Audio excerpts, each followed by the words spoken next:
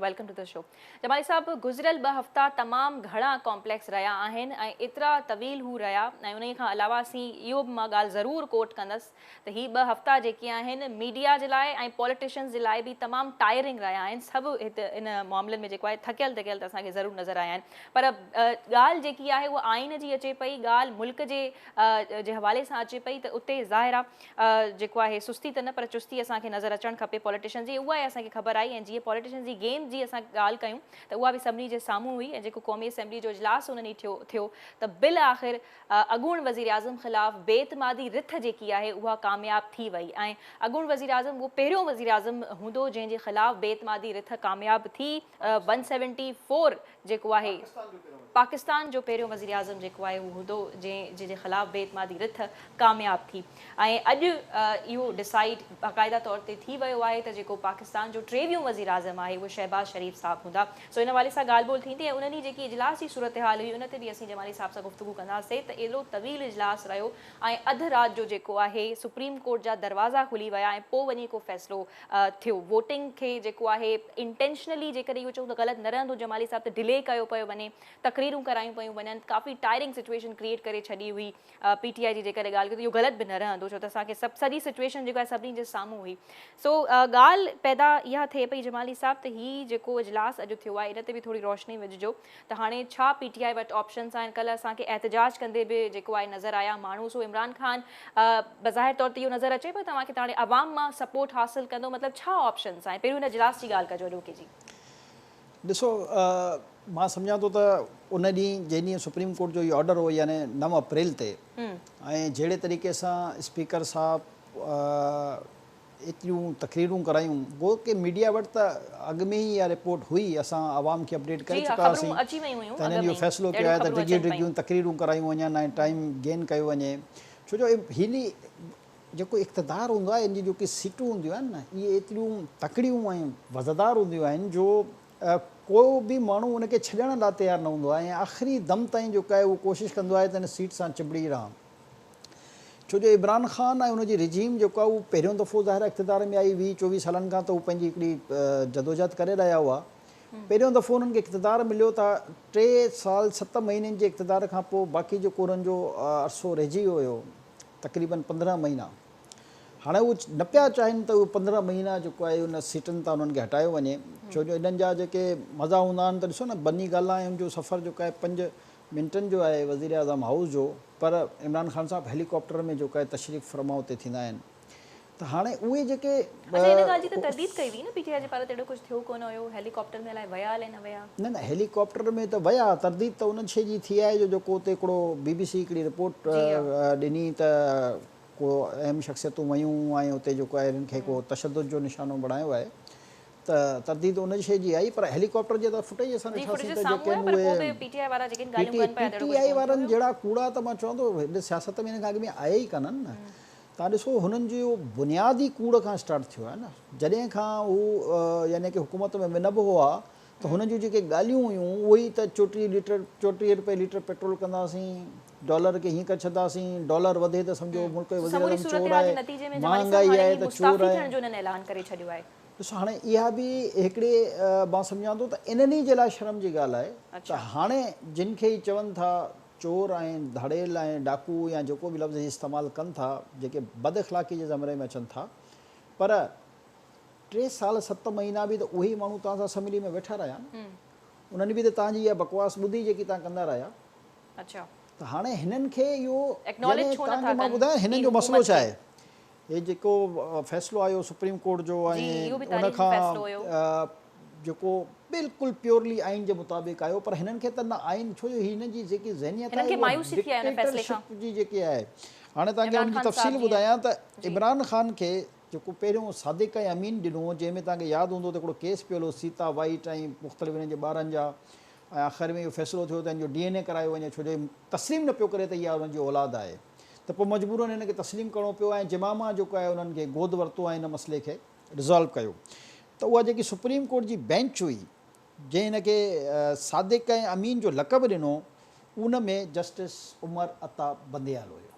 यानी जॾहिं हिन जे हक़ में उहो फ़ैसिलो आयो त वॾो तारीख़ी ऐं इंसाफ़ त मुंबिनी जज बि ये हुयो, तमामु अहम फ़ैसिलो बि ॻाल्हि हुयो। मां करे रहिया आहियो हिन वक़्तु, ठीकु आहे। वरी जॾहिं बनी ॻाल्हि खे रेगुलराइज़ करण वारो जॾहिं फ़ैसिलो आयो त उन बेंच में जज हुयो जस्टिस एजाज़ उल हसन। वरी नवाज़ शरीफ़ खे जॾहिं तायात नाइल करार ॾिनो वियो आहे त उन बेंच में बि जस्टिस उमर अता बंदयाल। पानामा बेंच में जेको फ़ैसिलो आयो उन में वरी जस्टिस एजाज़ उल हसन। हाणे तव्हां अंदाज़ो लॻायो त इहे उहे साॻा जज जिन नवाज़ शरीफ़ जे ख़िलाफ़ु फ़ैसिलो ॾिनो, जिन खे इन्हनि तारीख़ी तौर ते वॾो कारनामो सरंजाम ॾिनो, उहे ई जज जिन इन्हनि खे सादिक ऐं अमीन करार ॾिनो, उन वक़्तु उहे ॾाढा ज़बरदस्त हुआ। ऐं जॾहिं हाणे हिकिड़ो आइन जे मुताबिक़ फ़ैसिलो आयो आहे पर जेको तव्हांजे ख़िलाफ़ु आहे, त हाणे जज बि गद्दार थी मायूसी विया, पई थिए, मायूसी सॼा जो इज़हार बि सियासतदान कयो बि उन्हनि गद्दार इमरान थी ख़ान विया, साहब। जेके उन्हनि सां गॾु बीठा आहिनि उहे बि गद्दार थी विया। ऐं मुल्क जा वफ़ादार ही रुॻो आहिनि। जेकॾहिं तव्हां हिन जी कैबिनेट जो जाइज़ो वठो त 17 जेके उन में वज़ीर ऐं मुशीर ऐं स्पेशल असिस्टेंट हुया उहे सभु US ऐं UK मेड हुया, पाकिस्तानी को हुयुसि ई कान। जेके बि हिन जे कैबिनेट जा वज़ीर मुशीर ऐं कुझु खे छॾे करे उहे टोटल US या UK नेशनल हुया। त हाणे मुझे उहे ख़्याल में गद्दार उनखे पाण थिया, खे बि असां अंदाज़ो गद्दार थियो थिया। आहे होमवर्क ऐं मैनेजमेंट जे हवाले सां ऐं टीम सिलेक्शन जे हवाले सां, त हू पाण हाणे वरी असल में जेकॾहिं हिननि अचनि जे था इक़्तिदार में त क़ौल ही ऐं फेल प्रिपेयर्ड में रहंदा। तज़ाद हूंदो आहे। असां पहिरियों बि इहो कई दफ़ा चई चुका आहियूं त हे जेको ॻाल्हाईंदा आहिनि उन ते कॾहिं अमल न कंदा आहिनि। जीअं असां स्कूल में पढ़ंदा हुआसीं त असांजो इस्लामियात जो हिकिड़ो टीचर हूंदो हुयो, त उहो असांखे जॾहिं पढ़ाईंदो हो त उहो चवंदो हुयो त बाबा मौलवी साहब जेको चवई उहो कर, जेको करे उहो न कर। त हाणे हिते बि इमरान ख़ान जी बि इहा फिलॉसफी आहे त हीउ जेको चवंदो उहो कॾहिं बि न कंदो। अच्छा, पर हू जेके जंहिं बुनियाद ते इहे ॻाल्हियूं कनि पिया, इहो जेको लेटर गेट वारो मामिलो आहे, Jamali sahab, do you think in G clarification अञा अचणी आहे? छो त PTI त कंसेक्यूटिवली NSC जो हवालो ॾींदी अचे पई ऐं उन खां अलावा मिलिट्री बि इन ॻाल्हि खे रद्द करे छॾियो आहे। त छा डू यू थिंक इन जी हिकु प्रॉपर क्लैरिटी अचणु खपे? सुप्रीम कोर्ट बि इन हवाले सां का तहक़ीक़ात कराईंदी? इहो मामिलो केॾां पियो वञे जंहिं बुनियाद ते समूरियूं इहे शयूं साम्हूं आयूं आहिनि?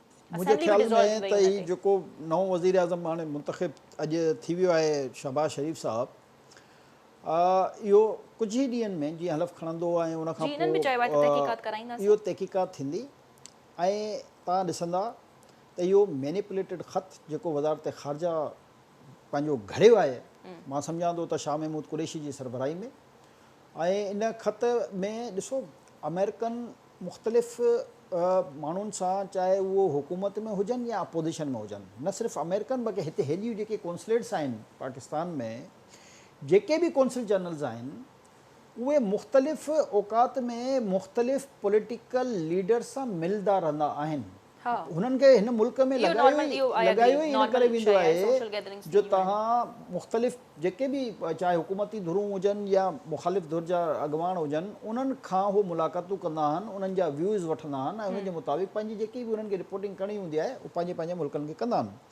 अहिड़े तरीक़े सां अमरीका हर दफ़े ज़ाहिर आहे जेकी बि उनजी पॉलिसी रही आहे, जेकॾहिं पाकिस्तान एटम बम ठाहे रहियो हो त अमरीका सभ खां वॾो उन ते एहतिजाज कयो ऐं धमकियूं ॾिनियूं। जेकॾहिं एटमी धमाका थी रहिया हुआ त सभ खां वधीक जेको आहे उन धमकियूं ॾिनियूं ऐं उहो थिया। जेकॾहिं CPEC थी रहियो हो त हुन सभ खां वधीक उन ते पंहिंजी रजिस्ट्रेशन कई। त जेकॾहिं हिन जो रशिया जो दौरो हो त अमरीका जेकॾहिं पंहिंजो को पॉइंट ऑफ व्यू ॾिनो आहे त इन में नई कहिड़ी ॻाल्हि आहे? हर मुल्क पंहिंजी जेको ओपिनियन हूंदी आहे उहो तव्हां ताईं कन्वे कंदो आहे। जेकॾहिं छो जो मां अञा ख़त न पढ़ियो आहे सही तरीक़े सां जो उन ते थोरो कमेंट कयां, पर ख़त जेको आहे उहो पाकिस्तानी जेको एम्बेसडर हुयो हे उनजो लिखियलु आहे। उन मिनट्स जो हवालो ॾिनो आहे जेको अमरीकी इंडर सेक्रेटरी सां हुनजी का मुलाक़ात थी आहे ऐं जंहिंमें हुन उनखे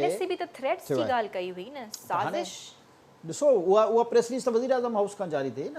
असां इहो ई चऊं था त गैर जानिबदार इंक्वायरी थियणु घुरिजे बिल्कुलु। पर जेकॾहिं असां माज़ी जी ॻाल्हि था कयूं त चाहे अमरीका हुजे, चाहे यूरोप हुजे, चाहे कहिड़ो बि मुल्क हुजे, ज़ाहिर आहे उहो पंहिंजे मुल्क जी पॉलिसी, पंहिंजे मुल्क जे बेनिफिट जे लाइ मुख़्तलिफ़ मुल्कनि सां ॻाल्हियूं बि कंदा आहिनि, पंहिंजो पॉइंट ऑफ व्यू बि पेश कंदा आहिनि ऐं जिते ज़ाहिर आहे कंहिंजो वस हलंदो आहे उते पंहिंजो असर रसूख़ बि इस्तेमालु कंदा आहिनि। हाणे तव्हां इहो ॿुधायो त मां तव्हांखे मिसाल ॾियां, हे जेको कल्ह तव्हां ॾिठो हूंदो हिकिड़ो तारीख़ी जेको एहतिजाज इमरान ख़ान जे कुझु माण्हुनि जेको आहे कयो आहे, पर तव्हां हिकिड़ी शइ नोट न कई शायदि त ही UAE में बि एहतिजाज थियो आहे जिते बादशाहत आहे ऐं जिते पॉलिटिकल प्रोटेस्ट अलाउ न हूंदा आहिनि।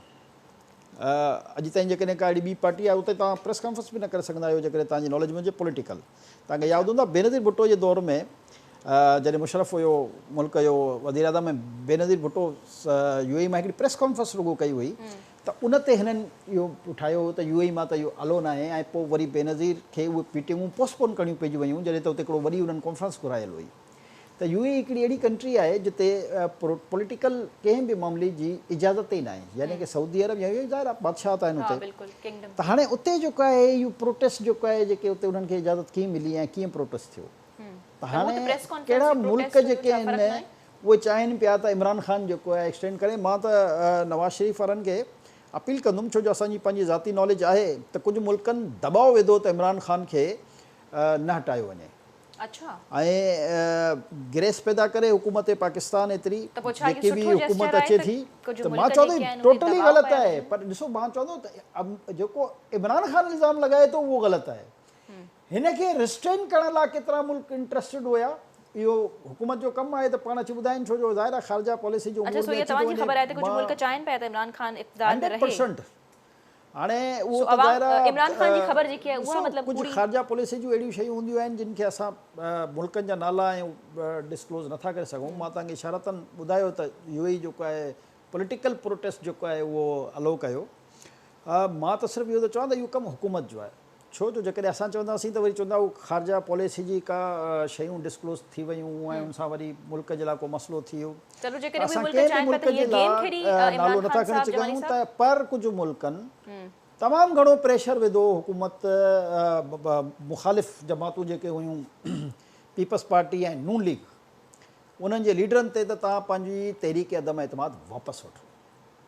अच्छा इमरान ख़ान साहब ताईं न पहुती हुई ख़बर आहे उनखे सभु ख़बर आहे पोइ बि अमेरिका जी ॻाल्हि छो कना जॾहिं सभु उन्हनि खे ख़बर आहे उन्हनि खे इहा बि ख़बर आहे त हुननि जा जेके वज़ीर मुशीर मां तव्हांखे ॿुधायो सभु इम्पोर्टेंट आहिनि सभु अमेरिकन ब्रांड आहिनि सभु ब्रांड आहिनि नेशनल आहिनि अमेरिकन ऐं ब्रिटिश जा। तव्हां हुन जा अड़नि खां वधीक जेके उहे आहिनि तव्हां जेकर उन सभिनी जी लिस्ट पढ़ो। पर जमानी साहब एॾो वॾो कूड़ हिकु उन वक़्तु ताईं उहिदे ते हुया वज़ीर आज़म साहब छा कीअं अफोर्ड कंदा एॾो वॾी ॻाल्हाइण। अच्छा PTI जा जेके वर्कर आहिनि न उन्हनि जी बि इहा क्वालिटी आहे। अच्छा हिक ॿिए खां वधीक कूड़ जा मास्टर जेके चवंदा आहिनि न त हिननि जेतिरो सियासत खे गलीज़ कयो आहे गंदगी पैदा कई आहे।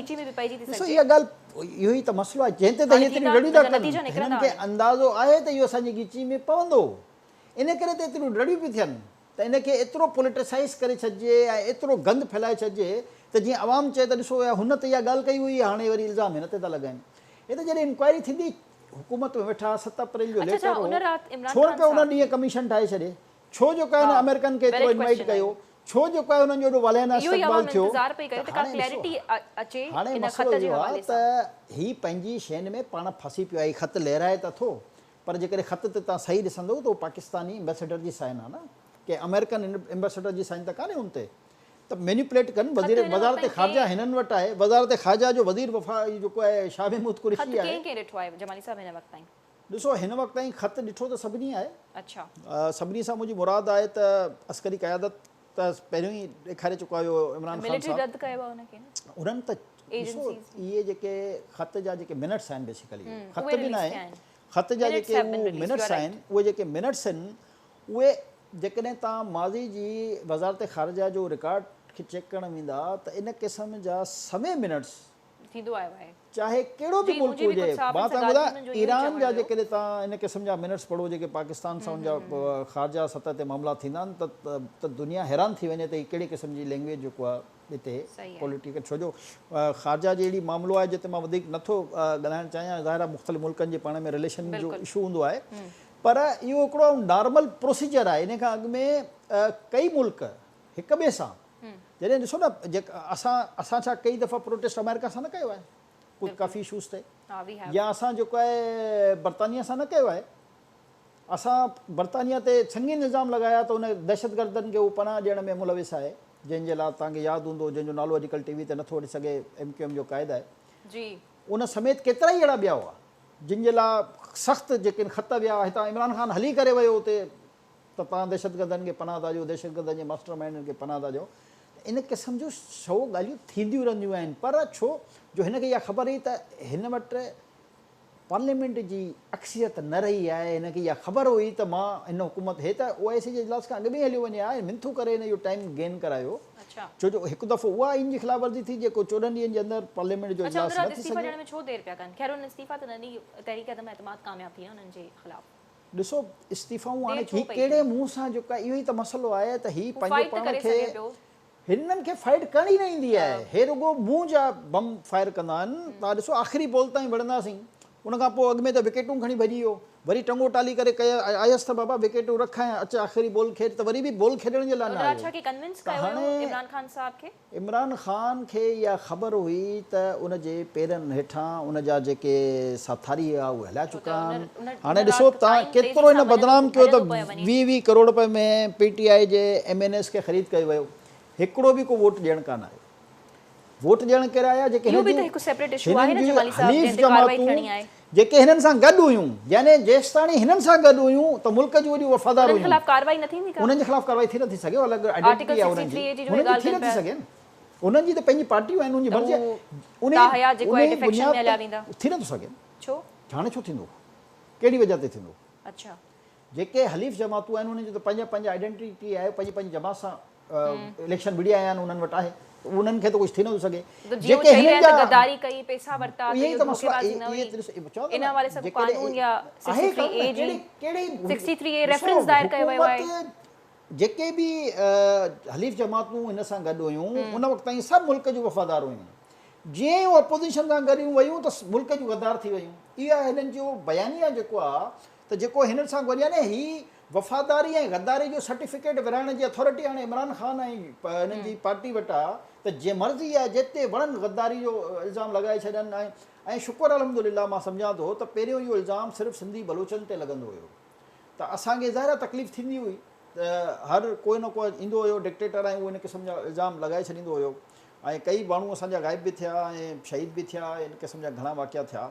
पर हाणे शुक्र आहे, मां चवां थो त हाणे हिन फ़हिरिस्त में पंजाब बि अची वियो आहे, हिन फ़हिरिस्त में KP बि अची वियो आहे, हिन फ़हिरिस्त में उर्दू ॻाल्हाईंदड़ बि अची विया आहिनि कराची जा।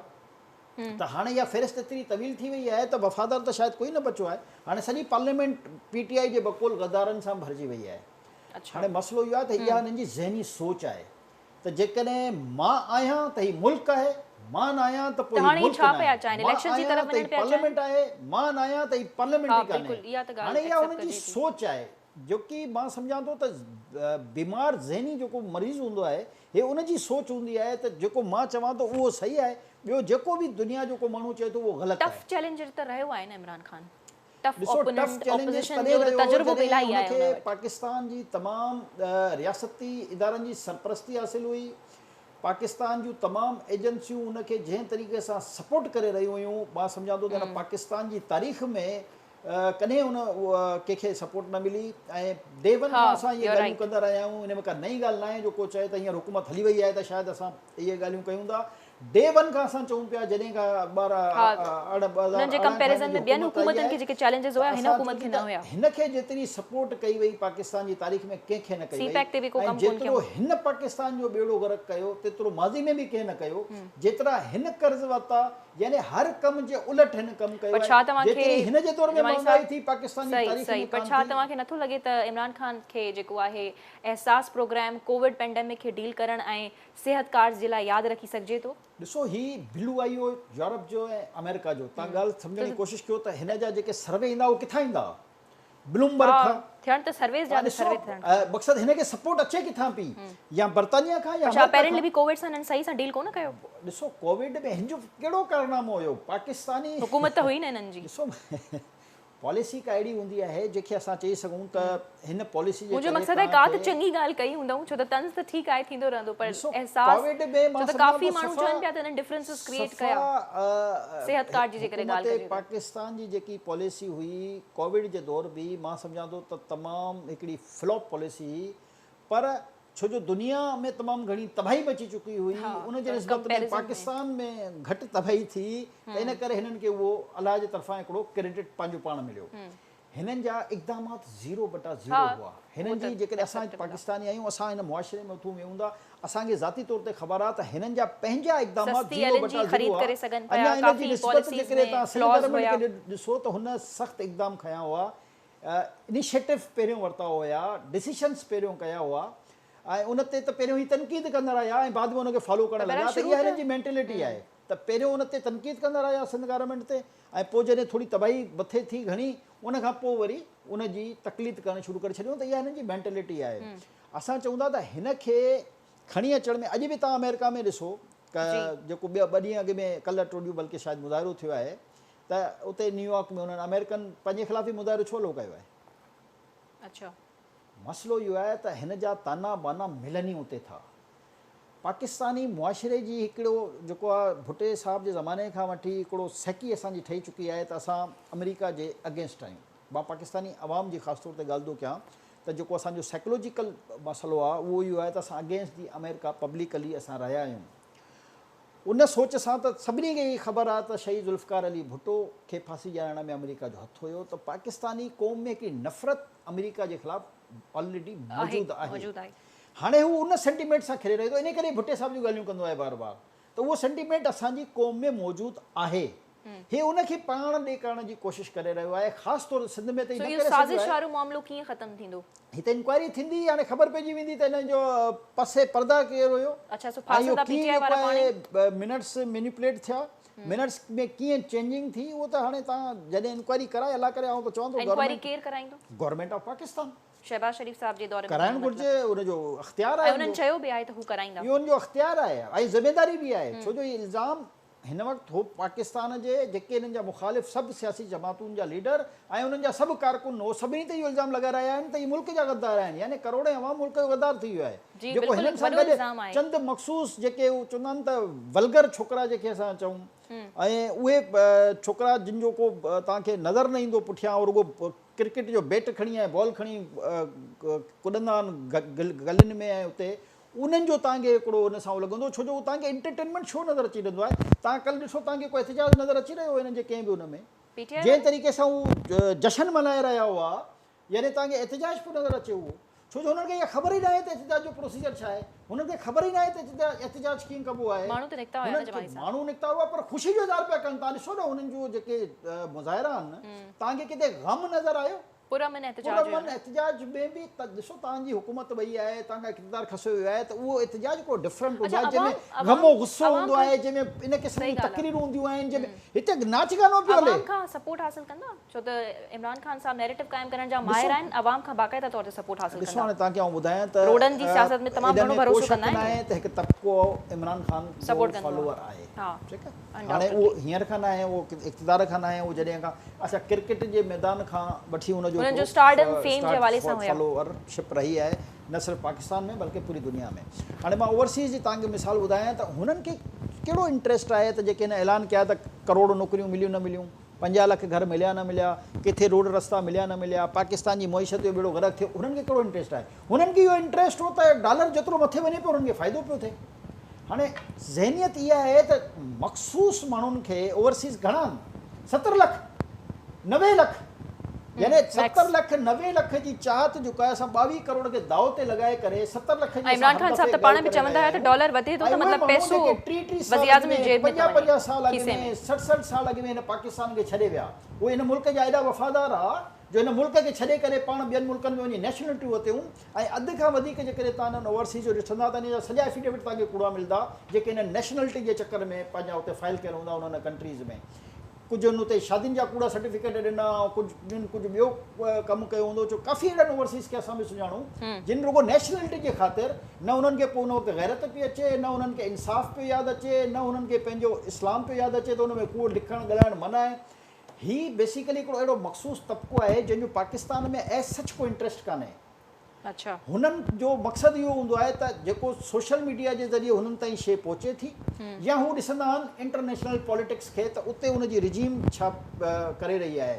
हिन जी पहिरीं ॻाल्हि यहूदी, उन खां पोइ ज़ाहिर आहे उनजी हिकिड़ी लॉबी जेकी उन न सिर्फ़ु फाइनेंसर खे पाण सां वठी करे पाकिस्तान में हिन खे कीअं नॉमिनेट करायो वियो इहो पर्सनल मसइलो कान्हे। ऐं को बि माण्हू जॾहिं ज़ाहिर आहे तव्हां ॾिसो न ऐं अञा बि हुनजा जेके बयान आहिनि, कल्ह टोलियूं जो बयानु ॾिठो त हुनखे पुनः इन्वॉल्व थियणु घुरिजे पाकिस्तानी सियासत में।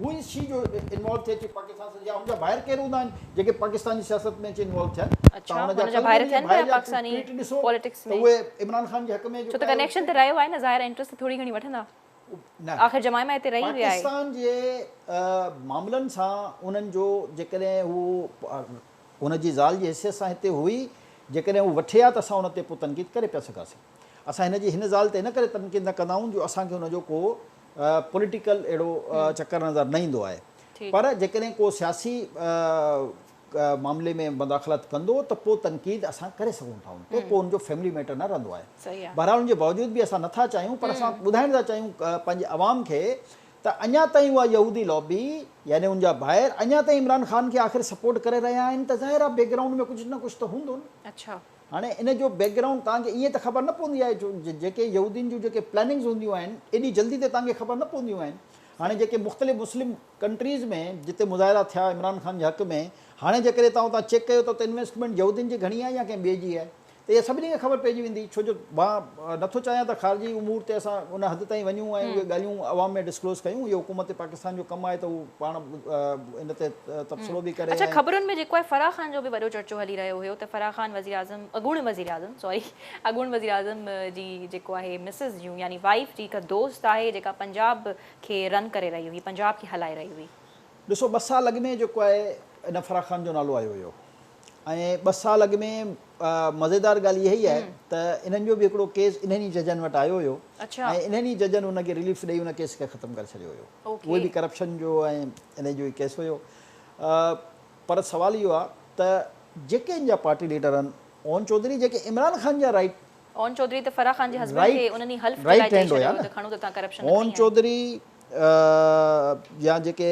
अलीम ख़ान जेके इमरान ख़ान जा राइट एंड लेफ्ट आहिनि असां ॿिए कंहिंजी ॻाल्हि कान था कयूं यानी की नून लीग जी पीपल्स पार्टी जी उन्हनि नाला डिस्क्लोज़ करे ऐं सॼियूं शयूं ॾिनियूं आहिनि न त उहे त ड्राइंग रूम जा माण्हू आहिनि न ऐं ॿियो तव्हांखे भला भॼण जी कहिड़ी ज़रूरत हुई हिननि खे आइडियो थी वियो त हुकूमत वञे पई पोइ तव्हांखे भॼण जी कहिड़ी ज़रूरत आहे जेकॾहिं तव्हां क्लीन आहियो नीट एंड क्लीन ॿियनि ते त वॾा इल्ज़ाम लॻाईंदा आहियूं त भॼी वियो नवाज़ शरीफ़ ते जेको हींअर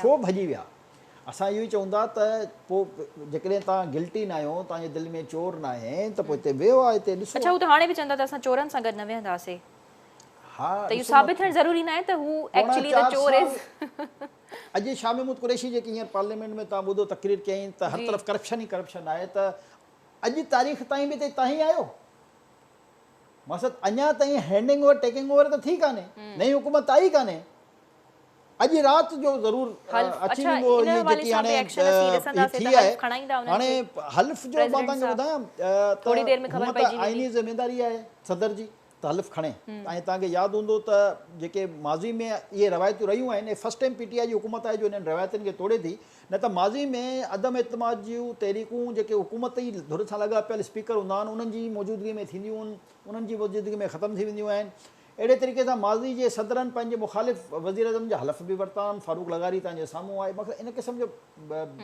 बेताशा मिसालूं मौजूदु आहिनि पर हिननि जी सोच ई एतिरी नंढी आहे जो ही पंहिंजी ॻाल्हि ते कंहिं ॿिए खे फ़ुक़ियत न ॾींदा आहिनि ठीकु आहे त हिननि हाणे करे छा था सघनि जेको आहे त वधि में वधि सदर जेको आहे जेकॾहिं हलफ़ खां अवॉइड करे ऐं रिज़ाइन करे या न बि करे त पोइ हाणे शहबाज़ शरीफ़ जो पूरी सिचुएशन सां कीअं डील कंदा जेकॾहिं छुटी ते थो वञे या जेकॾहिं डिले थो करे त हूअं त आइनी बाइंडिंग थोरी देरि में असांखे ख़बर पइजी वेंदी आइनी बाइंडिंग आहे त सदर मुमलिकत खे हिन खां हल्फ वठिणो पवंदो जेकॾहिं हीअ आइनी बाइंडिंग जी बि ख़िलाफ़ वर्जी छो जो ऑलरेडी आइन त तोड़े चुको आहे सदर बि त जेकॾहिं मुखालफ़त बि करे थो त इहो वॾो आसान तरीक़ो हूंदो आहे त चेयरमैन सेनेट खे काइम मुक़ाम सदर लॻायो वेंदो आहे ऐं हीअ छुटी जी का दरख़्वास्त ॾे ऐं हलियो वञे मां नथो चई सघां इहो बहरहाल इहो हिननि वटि हिकिड़ो आख़िरी हथियार आख़िरी ऑप्शन ऐं मुतनाज़ा करण जे लाइ वज़ीर आज़म खे इहो हिकिड़ी चिपनेस जी हरकत जी आख़िरी इंतिहा मां चवां थो बचियल आहे अञा जेकी करे सघनि था अच्छा शहबाज़ शरीफ़ जेको आहे एज़ अ प्राइम मिनिस्टर अची था वञनि ऑलमोस्ट अची चुका आहिनि सिर्फ़ु हल्फ जी हाणे देरि आहे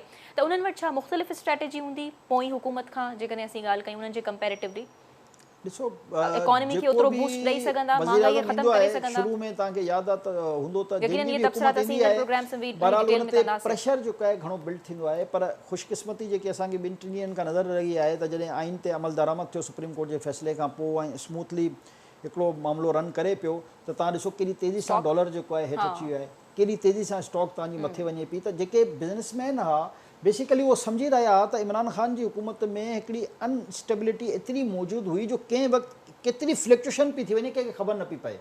हाणे ॾिसो 117 खां वठी डॉलर जेका 190 ताईं हिननि वञी पहुचाए छॾियो ऐं ब्लैक में 195 मिली रहियो। इहा हिननि खे शर्म अचणु घुरिजे त 100 रुपयो डॉलर ते वधियो आहे।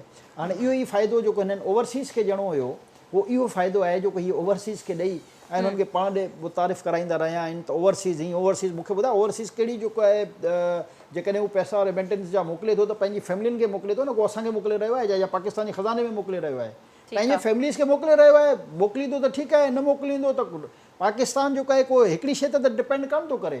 पाकिस्तान जी 12 अरब डॉलर जी एक्सपोर्ट त सिर्फ़ु यूरोप सां हुई, जेके इमरान ख़ान जे बयान जे नतीजे में उहा ख़राब पई थी सघे, एतिरी रेमिटेंस त कान ईंदी आहे उन्हनि जी। पर मसइलो इहो आहे त असां पंहिंजे मफ़ाद लाइ कुझु अहिड़ियूं शयूं करे वेंदा आहियूं जेके आइन खां बियॉन्ड थी वेंदियूं आहिनि ऐं जेके हिन दफ़े हिननि मिसालूं क़ाइमु कयूं आहिनि इहे मिसालूं अच्छा जमाली साहब आइंदा जे लाइ मुनासिब न आहिनि। जीअं ई सुप्रीम कोर्ट जो फ़ैसिलो आयो तारीख़ी आइन जे हवाले सां डिप्टी स्पीकर जी रूलिंग जे हवाले सां, त उते फ़ौरन बाद PTI इहो बि चए पई त आइन में ईअं बि आहे त सुप्रीम कोर्ट अदालतूं जेके आहिनि उहे पार्लियामेंट अफेयर्स में इंटरफेयर नथियूं करे सघनि। आर्टिकल 69 जी ॻाल्हि करे बिल्कुलु इहा ठीकु आहे त असेंबली जी जेकी कार्रवाई हूंदी आहे उन में अदालत मदाख़लत न कंदी आहे। हाणे इहा थी वई हिकिड़ी ॻाल्हि। सही आहे, अदालत मदाख़लत उते कई आहे जिते आइन जी वायलेशन कई वई आहे, यानी कि तहरीक अदम एतमाद एज़ पर लॉ पेश कई वेंदी आहे। सही आहे, उहो उन्हनि जो आइन जे मुताबिक़ डेमोक्रेटिक राइट आहे। आइन में हिकिड़ो प्रोविजन आहे, जेकॾहिं असां हिन प्रोविजन खे ख़तमु करे छॾियूं, कंहिं हुकूमत खे एतिरो डिक्टेटर बणाए छॾियूं जो अपोजिशन जी तहरीक अदम एतमाद बि पेश न ॾियनि, त इहा आइन जी वायलेशन आहे। आइन जो कस्टोडियन केरु आहे? उहो आहे सुप्रीम कोर्ट ऑफ पाकिस्तान। ज़ाहिर आहे उन्हनि खे अचिणो हुयो पोइ। हाणे इहो हुननि जेको फ़ैसिलो ॾिनो आहे आइन जे तहत ॾिनो आहे। हे जेकी ॻाल्हि था कनि असेंबली कार्रवाई हिकिड़ो डिफरेंट सब्जेक्ट आहे। आइन जी वायलेशन, अच्छा केतिरा अहिड़ा बिल आहिनि जिन खे सुप्रीम कोर्ट फारिग करे छॾियो आहे त हीअ इंसानी हुकूक सां मुतसादिम आहे, यानी बिल जेको अप्रूव्ड बिल, हे त हिकिड़ी मामूली कार्रवाई जी ॻाल्हि था कनि। त जिते बि आइन जी वॉलेशन थींदी सुप्रीम कोर्ट ई उहो हिन पाकिस्तान में वाहिद इदारो आहे जेको उन जी वॉलेशन खे न सिर्फ़ु ख़तमु कंदो बल्कि आइन जे मुताबिक़ कारवां हलाइण जो हुकुम बि जारी कंदो। सुप्रीम कोर्ट पाण बि कॉन्स्टिट्यूशन सां ई बाउंड आहे। अच्छा ॿियो ई आर्मी चीफ जे हवाले सां ॻाल्हियूं हलनि पियूं त इमरान ख़ान जेको आहे आर्मी चीफ खे हटाइण जी ॻाल्हि कनि पिया, पर हुननि इहा ॻाल्हि जेको आहे इमरान ख़ान साहिबु तरदीद करे छॾी, त इहे ॻाल्हियूं छो पियूं अचनि साम्हूं? असल में ॾिसो PTI जी तव्हां ॾिसो हुननि कंहिं इदारे खे न छॾियो आहे। हुननि हाणे सुप्रीम कोर्ट खे, हाई कोर्टनि खे, जजनि खे, फ़ौज खे, रियासती इदारनि खे, पॉलिटिकल पार्टियुनि खे, का पाकिस्तान में अहिड़ी क़ुवत न आहे जंहिंखे हुननि बदनाम न कयो आहे ऐं जंहिंजे ख़िलाफ़ु उहे प्रोपेगेंडा न करे रहिया आहिनि। हाणे अॼु हिननि खे फ़ौज जेकॾहिं न्यूट्रल थी वई आहे त ख़राबु थी लॻे त कल्ह तोखे खणी केरु आयो? इहे एजेंसियूं हुयूं जो बॉक्स भरे भरे जेको आहे तोखे इक़्तिदार जो तव्हांजे माण्हुनि खे कराची में त असां आई विटनेसिस आहियूं त केतिरनि शहबाज शरीफ़ औरंगी टाउन मां खटी वियो ऐं फैसल वाडे खे जेको आहे ज़ोरी उतां इलेक्शन खटाई वई। अहिड़े तरीक़े जा हिते कई मिसालूं मौजूदु आहिनि जेके ज़ोरी ज़बरदस्ती करे मुखालिफ़नि खे दॿाए उन्हनि खे हिरासतनि में रखी करे ऐं बग़ैर पोलिंग एजेंटनि जे साइन जे बि केतिरा अहिड़ा इलेक्शन रिज़ल्ट हुआ जेके उन्हनि जे साइननि जे बग़ैर जेको आहे हिननि अनाउंस कराए छॾिया PTI जा। त हिननि खे जेके जॾहिं उन वक़्तु सपोर्ट बि करे त फ़ौज ॾाढी वाह हुई। हाणे जॾहिं हू सफ़ा न्यूट्रल थी वई आहे, पाण इहा सुठी ॻाल्हि आहे न्यूट्रल थी वई आहे, चए थी असांजो सियासत सां वास्तो न आहे, सियासतदान ॼाणनि, सियासतदाननि जो कमु ॼाणे ऐं बिल्कुलु परफेक्ट ॻाल्हि आहे इहा। फ़ौज जो कमी न आहे जो सियासत में अचे, फ़ौज सरहदुनि जी हिफ़ाज़त करे, असांजी अखियुनि ते आहे। छो जो बग़ैर फ़ौज जे त को मुल्क रही बि कान सघंदो पंहिंजी ताक़त सां। त असां पाण चवंदा हुआसीं त फ़ौज बग़ैर सियासत जे पंहिंजी मुल्क जी हिफ़ाज़त लाइ मज़बूती सां कमु करे त जीअं पूरी पाकिस्तानी क़ौम उन सां गॾु हुजे।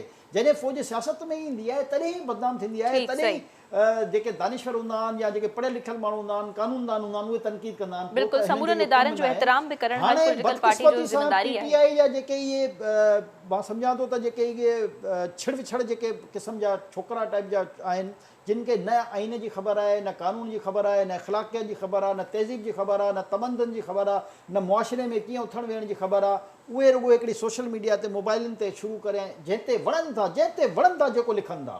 हाणे मां त तव्हां पंहिंजे चैनल जे तवसुस सां FIA जे DG खे बि दरख़्वास्त कंदुमि त सोशल मीडिया ते हलंदड़ इन क़िस्म जी कैंपेन जो नोटिस वठनि ऐं एटलीस्ट जेसिताणी सज़ा जो ऐं जज़ा जो अमल शुरू न कंदा तेसिताणी इहे जेके जिन जी मां सम्झां थो त जिन खे अकुल कान्हे, बेअकुल आहिनि, ऐं उहे जे क़िस्म जो प्रोपेगेंडा करे रहिया आहिनि इन सां पाकिस्तान में इंतशार ठीक Jamali sahab, thank you so much. Programme जो टाइम जेको आहे नाज़रीन ख़त्म थी चुको आहे। समूरी सूरत हाल अवां जे साम्हूं आहे।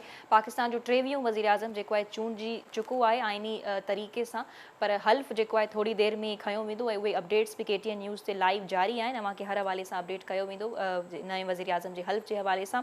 त बहरहाल पाकिस्तान खे हुकूमत जी तमामु ज़रूरत आहे। जीअं सुप्रीम कोर्ट में बि जज साहब काफ़ी ॾिहाड़ अॻ में चयो हुयो त बतौर शहरी हू चवनि पिया त मईशत जे हवाले सां हू काफ़ी कंसर्नड आहिनि। सो नई हुकूमत ईंदी त ज़ाहिर आहे मईशत जहिड़ियुनि शयुनि ते कमु कयो वेंदो ऐं पाकिस्तान खे मईशत जे हवाले सां हिकु बूस्ट मिलणु तमामु ज़रूरी आहे। सो अपडेट्स KTN न्यूज़ ते लाइव जारी आहिनि। अव्हां KTN न्यूज़ ॾिसंदा रहो ऐं हिन प्रोग्राम जे हवाले सां मुलाक़ात थींदी सुभाणे। इजाज़त ॾींदा, अल्लाह हाफ़िज़।